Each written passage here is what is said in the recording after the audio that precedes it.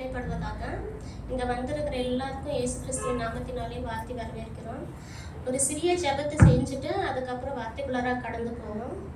அன்பு இயேசப்பா, இந்த அருமையான நாளுக்கு உமக்கு நன்றி ராஜா. அப்பா, இந்த வேலையில் கூட சாமி அப்பா பேசக்கூடிய வார்த்தை நீர் ஆசீர்வதித்து தாங்க தகப்பனே. அப்பா, அடியான மறித்து உங்களுடைய வார்த்தை வெளிப்படட்டும் ராஜா.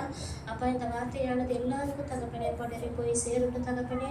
அப்பா, நீர் என்ன பேசணும்னு நினைக்கிறீங்க தகப்பனே, அது நீர் அந்த வார்த்தை வெளிப்படும் பேசப்பா. நீர் கிரியை செய்யுங்க தகப்பனே. ஆரம்பம் முதல் இறுதி வரைக்கும் தகப்பனே உம்முடைய ஆளுகை இருக்கட்டும் சாமி. இயேசு கிறிஸ்துவின் நாமத்தில் ஜெபிக்கிறோம் நல்ல பிதாவே, ஆமென்.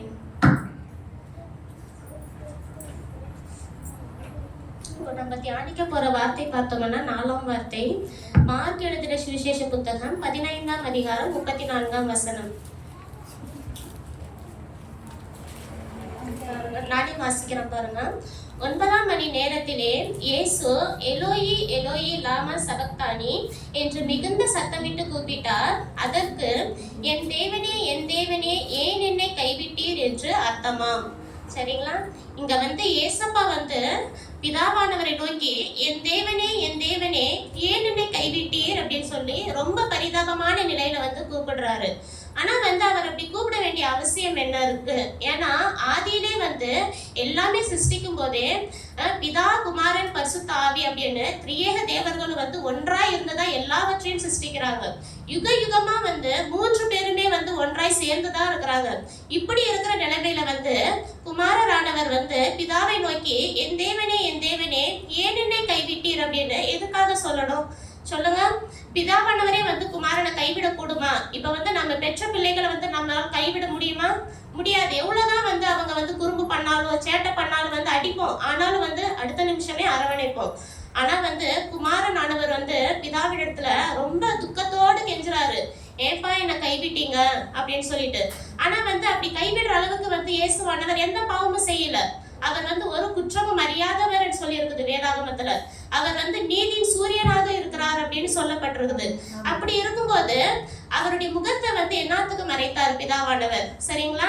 இப்ப இங்கதான் பார்க்கணும். பிதாவானவர் சுத்த கண்ணரா இருக்கிறார். அவர் பாவம் செய்கிறவர் அருவருக்கிற தேவனாக இருக்கிறார். சரிங்களா? இப்ப பாருங்க, யோவான் 10:30 பாருங்க. 10:30 எடுத்து வாசிங்க. நானும் பிதாவும் ஒன்றாய் இருக்கிறோம் அப்படின்னு சொல்றாங்க. ஓகேங்களா?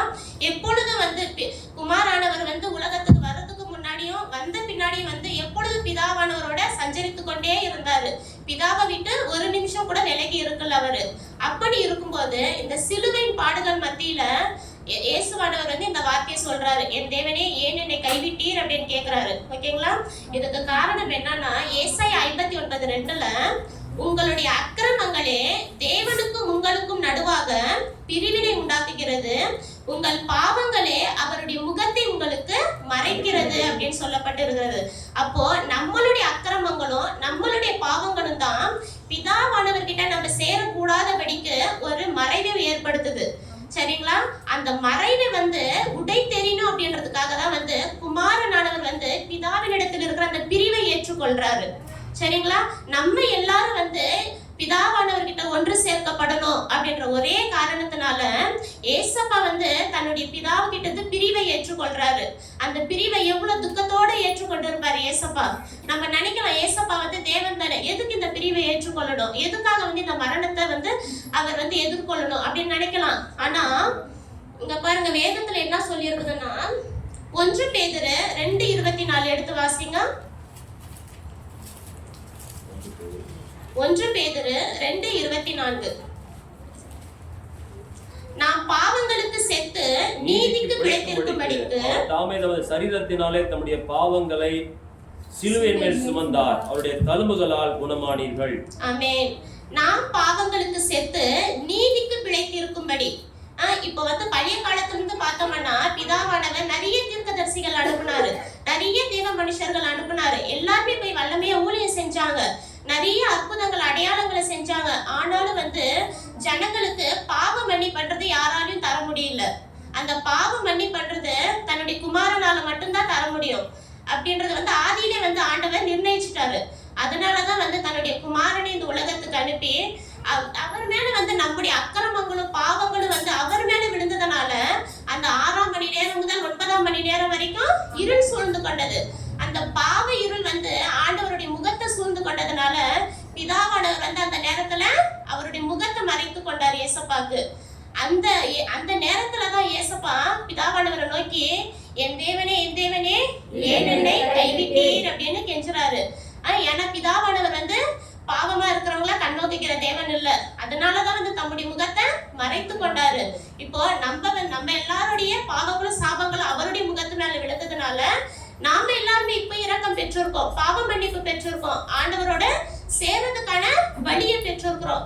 ஆனா அந்த நேரத்துல வந்து ஏசப்பா பிதாவானவர்கிட்ட என் தேவனே ஏன் என்னை கைவிட்டீரன்னு கேட்காம போயிருந்தாருன்னா இப்ப 2ஆம் வருகையில அவர் நம்ம எடுத்துக்கொள்ள போகும்போது நம்மளை கைவிட்டுட்டாருன்னா நம்ம தான் ஏசப்பாவை பார்த்து என் தேவனே ஏன் என்னை கைவிட்டீர் அப்படின்னு கேட்கிற நிலைமை நம்மளுக்கு வந்துடும். அப்போ அந்த நிலைமைக்கு போக கூடாதுன்னா நம்மளுடைய பாவங்களையும் அக்கிரமங்களையும் வந்து நம்ம எல்லாம் விட்டு அவருடைய தழும்புகளுக்கு நேராக நம்மளுடைய இருதயத்தை ஏறெடுக்கணும். அவருடைய தழும்புகளால மட்டும்தான் நம்ம குணமாக முடியும். நம்மளுடைய சரீரம் மட்டும் குணமாகிறது இல்ல, நமக்கு ஜரமா இருந்தது, குழந்தை இல்ல, இந்த மாதிரி சாகர இதுல இருந்தோம், இதுல மட்டும் நம்ம தழும்புகளால குணமாகிறது இல்ல. நம்முடைய ஆத்மா குணமாகணும். நம்முடைய ஆத்மா வந்து பாதாளத்துக்கு நேராக போகாம அவருடைய ரகசிய வருகையில எடுத்துக்கொள்ளக்கூடியவர்களாக இருக்கணும். ஓகேங்களா? அதை நோக்கி ஓடணும். இந்த நேரத்துல கூட நம்ம எல்லாரும் ஆண்டவர் இடத்துல ஒப்பு கொடுத்து ஜெபித்து முடிக்கலாம். ஓகேங்களா? கண்களை மூடுங்க. அன்புள்ள இயேசப்பா, இந்த வேலையில கூட நீங்க பேசுற இந்த வார்த்தைக்காக உமக்கு நன்றி ராஜா.